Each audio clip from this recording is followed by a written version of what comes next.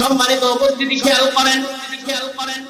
এবার আল্লাহ পাক রব্বুল আলামিন তিনি এবার নিজের ভাষায় বলবেন, কুল্লু মান আলাইহা ফানিন ওয়া ইয়াবকা ওয়াজহু রাব্বিকা যুল জালালি ওয়াল ইকরাম। বলেন আল্লাহু আকবার। আল্লাহ পাক রব্বুল আলামিন বলছেন, আজকে পৃথিবীটা ফান হয়ে গেছে, কেউ নাই।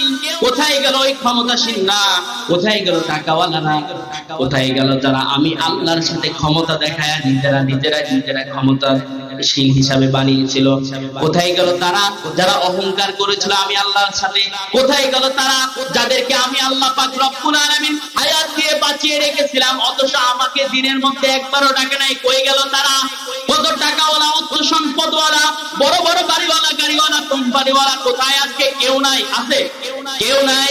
সেই দিন আল্লাহ পাক রব্বুল আলামিন নিজেই এবার আল্লাহ পাক রব্বুল আলামিন একাকিত্ব যখন অনুভব করবে, আল্লাহ পাক রব্বুল আলামিন বেশিক্ষণ একাকিত্ব অনুভব করতে তার বেশিক্ষণ ভালো লাগবে না। আল্লাহ পাক রব্বুল আলামিন এবার ইসরাফিল আলাইহিস সালামের 3 নাম্বার ফুৎকার দেওয়ার জন্য ইসরাফিল আলাইহিস সালামকে আবার জীবিত করবেন। আল্লাহু আকবার।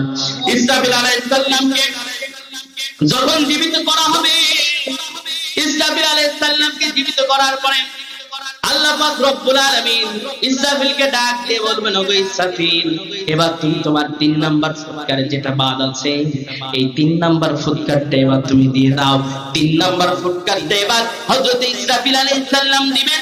3 নাম্বার ফুৎকারটা দেওয়ার সাথে সাথে পৃথিবীতে যে যেখানে কবরস্থ হয়েছেন প্রত্যেকটা মানুষগুলো আবার উঠে আসা শুরু করবে। আল্লাহু আকবার বলেন।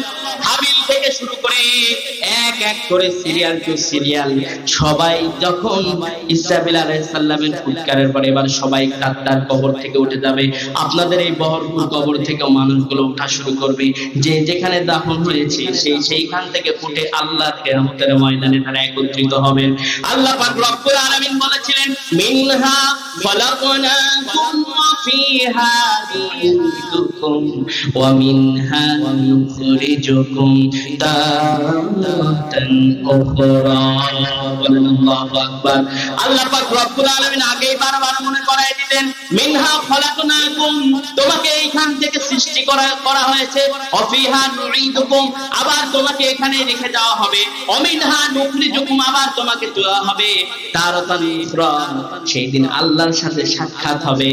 আল্লাহ পাক রব্বুল আলামিন দুনিয়ার মধ্যে মানুষদেরকে বারবার মনে করায় দিতেন।